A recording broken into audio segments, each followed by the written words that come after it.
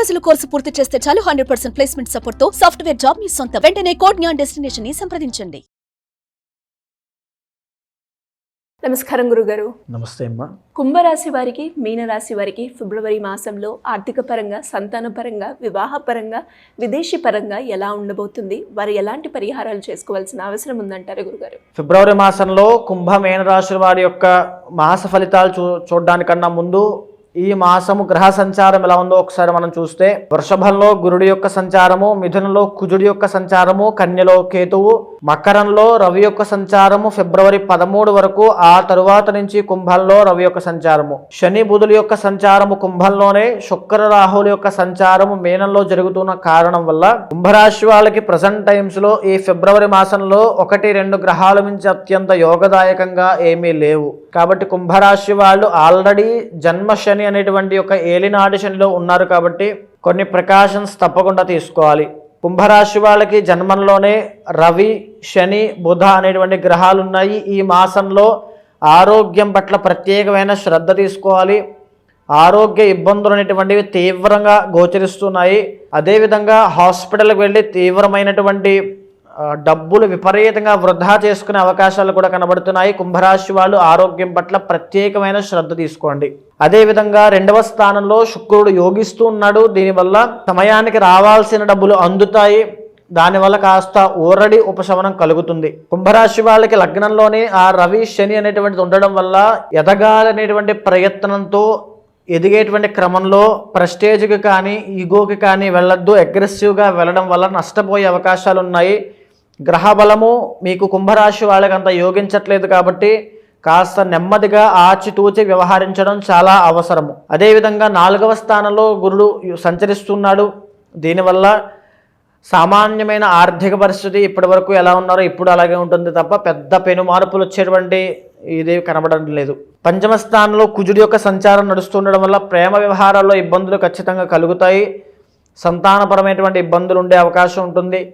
అదేవిధంగా 8వ స్థానంలో కేతు యొక్క సంచారం నడుస్తుండడం వల్ల మానసిక అశాంతి, తీవ్రమైనటువంటి మానసిక ఒత్తిడికి నా జీవితంలో ఏం జరుగుతోంది, నేను ఏంటి ఇలా అయిపోతున్నాను, నా జీవితం ఈ డౌన్ఫాల్ ఏమిటి అనేటువంటి పరిస్థితులన్నీ కూడా ఈ కుంభరాశి వాళ్ళకి ఫిబ్రవరి మాసంలో రాబోతున్నాయి. కాబట్టి చాలా జాగ్రత్తగా ఆచితూచి వ్యవహరించండి. చంద్రుడు మరియు శుక్రుడు తప్ప మీకు యోగదాయకమైనటువంటి గ్రహాలు యోగించట్లేదు.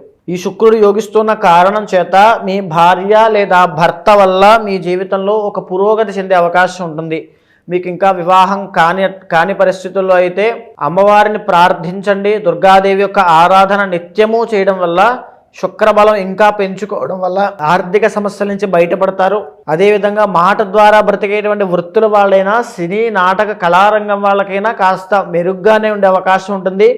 అది తప్పితే మిగిలిన అన్ని రంగాల వాళ్ళకి, కుంభరాశి వాళ్ళందరికీ కూడా ఊపిరితిత్తుల దగ్గర నుంచి మోకాళ్ళ వరకు వచ్చేటువంటి ఆరోగ్య సమస్యలు, ఎస్పెషల్లీ ఆడవాళ్ళకైతే బ్యాక్ పెయిన్స్ అవ్వచ్చు, లోయర్ బ్యాక్ పెయిన్స్ అవ్వచ్చు, సయాటికా, నీ పెయిన్స్ అవ్వచ్చు, ఇవన్నీ కూడా వచ్చే అవకాశం ఉంది. ఆడవాళ్ళకి 5వ స్థానంలో కుజుడు సంచరిస్తున్నాడు. కాబట్టి పీసీఓడి ఆర్ పీసీఓఎస్ ఈ మాసంలో అటాక్ అయ్యేటువంటి అవకాశాలు ఉన్నాయి. బ్లడ్కి సంబంధించిన విషయాల్లో చాలా జాగ్రత్త తీసుకోండి. ఫ్లో ఆఫ్ బ్లడ్ అనేది పెరగాలి. కాబట్టి ఆహారము టైం టు టైం తినడం అలవాటు చేసుకోండి. రవి యొక్క సంచారం వల్ల టైంకి ఫుడ్ తినకపోవడము, టైంకి నిద్ర ఉండకపోవడము, సరైనటువంటి వ్యాయామం లేకపోవడం వల్ల ఎన్నో అనారోగ్య సమస్యలకి చిక్కుకొని ఇబ్బంది పడేటువంటి యోగం ఉంది. కాబట్టి కుంభరాశి వాళ్ళు ఆరోగ్యం పట్ల ప్రత్యేకమైన శ్రద్ధ తీసుకోండి. ఎలాంటి పరిహారాలు చేసుకోవాలి గురుగారు? దుర్గాదేవిని ఆరాధన చేయండి. ఆర్థిక సమస్యలు పోతాయి. ప్రతినిత్యము ఆదిత్య హృదయము పారాయణ చేయడం వల్ల గొప్ప తేజస్సు, సెల్ఫ్ కాన్ఫిడెన్స్ అనేది వస్తుంది. దానివల్ల ఫిబ్రవరి మాసంలో ఎన్నో సమస్యలకి పరిష్కారంగా వీళ్ళ తెలివితేటలు, వీళ్ళ యొక్క సెల్ఫ్ కాన్ఫిడెన్సే ఓవర్కమ్ చేసే విధంగా ఉంటుంది. మీనరాశి వారికి ఆర్థిక పరంగా, ఉద్యోగ పరంగా, సంతాన పరంగా ఎలా ఉండబోతుంది? వారు ఎలాంటి పరిహారాలు చేసుకోవాలి అంటారు? ఈ ఫిబ్రవరి మాసంలో మీనరాశి వాళ్ళకి కూడా ఎన్నో గ్రహాలు యోగించట్లేదు.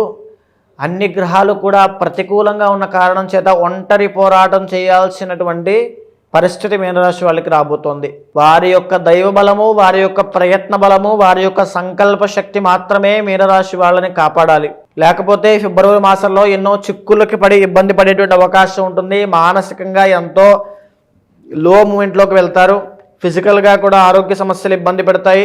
విపరీతమైన డబ్బులు ఖర్చు, రూపాయి కూడా నిలబడకపోవడము, పిత్రార్జితాన్ని అనుభవిస్తూ తల్లిదండ్రులకు కూడా ఇబ్బంది కలిగేటువంటి అవకాశాలు ఉన్నాయి. ఫిబ్రవరి మాసంలో అత్యంత జాగ్రత్తగా ఉండాల్సినటువంటి రాశి మీనరాశి. ఈ మీనరాశి వాళ్ళు ఎవరైనా సరే వ్యసనాలున్నా అలవాట్లున్నా వాటికి దూరంగా ఉండండి, లేకపోతే చాలా ఇబ్బంది పడతారు ఆరోగ్యం పట్ల. అదేవిధంగా మీనరాశి వాళ్ళకి 3వ స్థానంలో గురుడు సంచరిస్తూ ఉన్న కారణం చేత చేతి వృత్తి వ్యాపారం చేసుకునే వాళ్ళకి, ఉద్యోగం చేసుకునే వాళ్ళకి అంత గొప్ప మార్పులు కానీ అభివృద్ధి కానీ కనబడట్లేదు. కష్టపడిన దానికి ఫలితం లేకపోవడము, మీ కష్టం కనబడుతుంది తప్ప అక్కడ ఫలితం అనేటువంటిది ఉండదు. ఆ విషయంలో కాస్త చూసుకోండి. అధైర్యపడద్దు, జాగ్రత్తగా లేచి నిలబడి మళ్ళా ఆ విధికి వ్యతిరేకంగా వెళ్లకుండా స్ట్రాంగ్గా నిలబడేటువంటి ఆ విల్ పవర్ మీలో ఉంటుంది. బికాస్ మీనరాశి అంటేనే ఒక కాస్మిక్ రాశి కాబట్టి ఆ ధైర్యాన్ని కోల్పోకుండా ఉండండి. స్పిరిచువాలిటీని నమ్ముకోండి. ఆధ్యాత్మికత మీద ఆధారపడితే మీనరాశి వాళ్ళకి అద్భుత ఫలితాలు ఉంటాయి. భగవంతుడి యొక్క అనుగ్రహం మీనరాశి వాళ్ళకి తొందరగా కలుగుతుంది. కాబట్టి శివ ఆరాధన చేయండి, శివనామస్మరణ చేయండి, శివ అభిషేకం చేయించండి, రుద్రాభిషేకం అన్నీ కూడా అద్భుతంగా కలిసి వచ్చేటువంటివి. ఇక వైవాహిక జీవితంలో అయినా ఉమ్మడి వ్యాపారంలో అయినా నష్టాలు కలిగేటువంటి అవకాశాలు ఉంటాయి. కేతు యోగించట్లేదు కాబట్టి సో ఆ విషయంలో కూడా చాలా ప్రత్యేకమైన శ్రద్ధ తీసుకోవాలి. అదేవిధంగా ఇక కుటుంబ పరంగా కూడా వీళ్ళకి ఎంత కష్టపడినప్పటికీ కూడా ఒక రికగ్నైజేషన్ అనేటువంటిది రానటువంటి పరిస్థితులు గోచరిస్తున్నాయి. కాబట్టి మీనరాశి వాళ్ళు ప్రస్తుత ఫిబ్రవరి మాసంలో ఏ విషయంలోనూ కూడా అగ్రెసివ్గా వెళ్ళొద్దు. ఆచితూచి వ్యవహరించండి. పరిగెత్తి పాలు తాగడం కన్నా నుంచుని నీళ్లు తాగడం చాలా ఉత్తమము. ఈ మాట బాగా గుర్తుపెట్టుకోండి. పరిగెత్తద్దు, స్లోగా వెళ్ళండి. నెమ్మదిగా పనులన్నీ కూడా సానుకూలంగా మారతాయి. ఆధ్యాత్మికతను నమ్ముకోండి, భగవంతుని ఆశ్రయించండి, ప్రతినిత్యము శివారాధన చేయండి. జాతకరీత్యా ఎలాంటి సమస్యలు ఎదుర్కొన్నా సమస్యలను పరిష్కరించుకోవడానికి మిమ్మల్ని అప్రోచ్ అవ్వాలి, జాతకం చూపించుకోవాలి అనుకునే వాళ్ళు మిమ్మల్ని ఏ రకంగా అప్రోచ్ అయ్యే ఛాన్స్ ఉందంటారు గురుగారు? తప్పకుండా అండి. ఎందుచేత అండి, ఇప్పుడు దాకా మనం మాట్లాడుకున్నది, మీరు విన్నది ఇవన్నీ కూడా గోచారపరంగా జ్యోతిష్శాస్త్రపరంగా అంచనా వేసినటువంటివి. ఇది రాశిపరంగా మీ యొక్క జన్మజాతకంలో చంద్రుడు ఏ రాశిలో ఉంటే అది మీ జన్మరాశి అవుతుంది. కాబట్టి ఆ జన్మరాశి పరంగా గ్రహ సంచారం ఆధారంగా చేసుకుని గోచారం ఎలా ఉండబోతోందని చెప్పేటువంటి ఫలితాలు ఇవన్నీ మీ జీవితం మీద ఒక 40 నుంచి 50% మాత్రమే పనిచేస్తాయి. మిగిలిన 50%లో మీ ఇంటర్నల్ జాతకము, మీ ప్రయత్న బలము, మీ సంకల్ప శక్తి ఇవన్నీ కూడా క్యాలిక్యులేట్ చేసుకోవాలి. ఒక జాతకం చెప్పడము అంటే కేవలం గ్రహగతులను మాత్రమే ఆధారంగా చేసుకుని ఇలా ఉండబోతోంది అని చెప్పడమే కాదు.